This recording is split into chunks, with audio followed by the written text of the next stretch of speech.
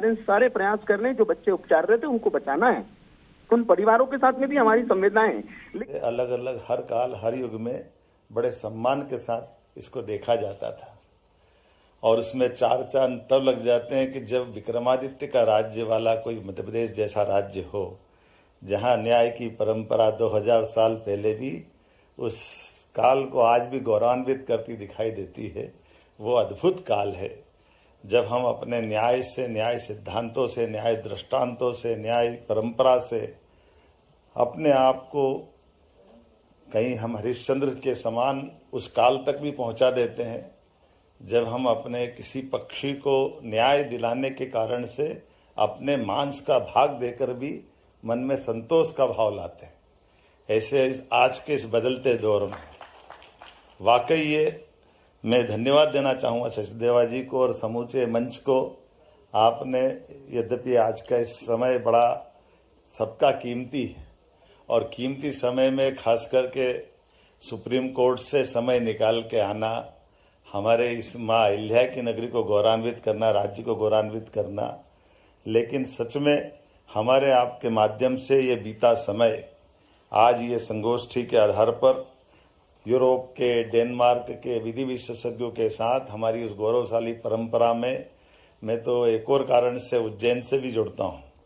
अमृत मंथन हमारे यहाँ होता आया था और ये अमृत मंथन की उस परंपरा में से जब विष को हटा करके हम जीवन रूपी अमृत पाते हैं तो अपने आप को भी गौरवान्वित करते हैं। आज के इस बदलते दौर में हम सब वहाँ खड़े हैं जहाँ की वास्तव में आवश्यकता है और कैसा समय बदला है।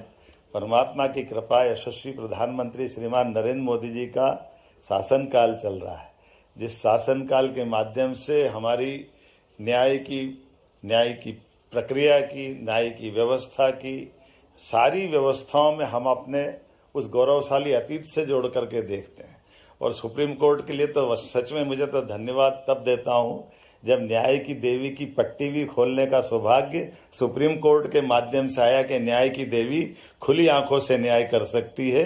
आंखों पे पट्टी बांधना थोड़ा कहीं किसी को अच्छा लगे, किसी को बुरा लगे, लेकिन हमारे यहाँ तो पंचायतन पद्धति व्यवस्था में से अपने इसी स्थान पर बैठ करके न्याय की प्राचीन परंपरा थी।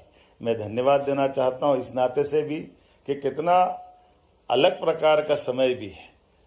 थोड़ा अटपटा जरूर लगेगा, मैं किसी विषय से इतर नहीं जा रहा हूँ, लेकिन इसी इंदौर की नगरी का एक फैसला सुप्रीम कोर्ट से होता है साहबानो प्रकरण का, और कहीं प्रजातंत्र में एक छोटा सा दाग लगता, धब्बा लगता है। हमारी अपनी आंखों के सामने सुप्रीम कोर्ट के उस निर्णय को पुनर्परिभाषित करते हुए यशस्वी प्रधानमंत्री ने सुप्रीम कोर्ट की महत्ता बढ़ाई। ये हमारे लिए वर्तमान का न्याय का पथ वाकई गौरवान्वित होने वाला है।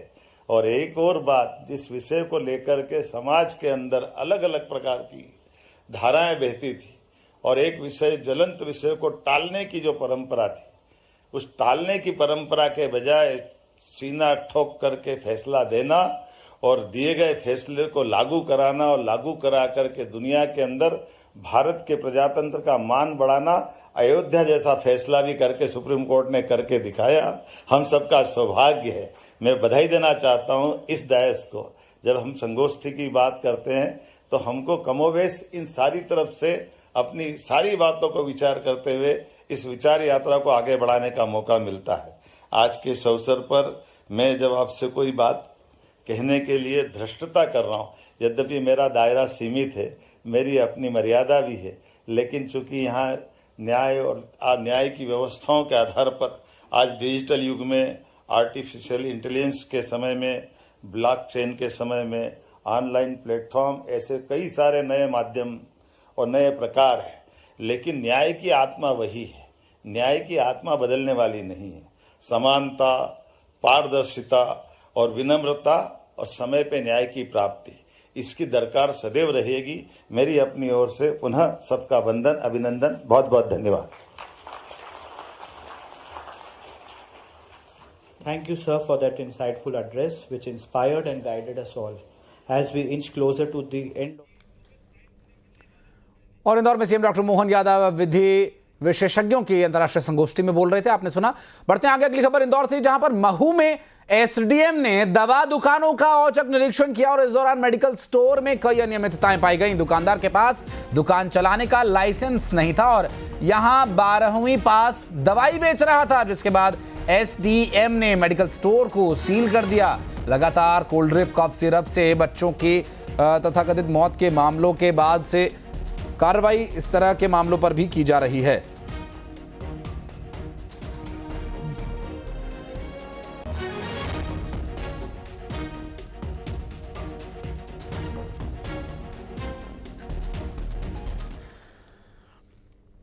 और बीजेपी नेता केदार गुप्ता ने कहा कि बीजेपी को आदिवासियों से सच्चा प्रेम है। बीजेपी ने राज्य को आदिवासी मुख्यमंत्री दिया। उन्होंने आरोप लगाया कि कांग्रेस में आदिवासी नेताओं को प्रताड़ित किया जाता है। कांग्रेस नहीं चाहती कि आदिवासी नेता आगे बढ़े।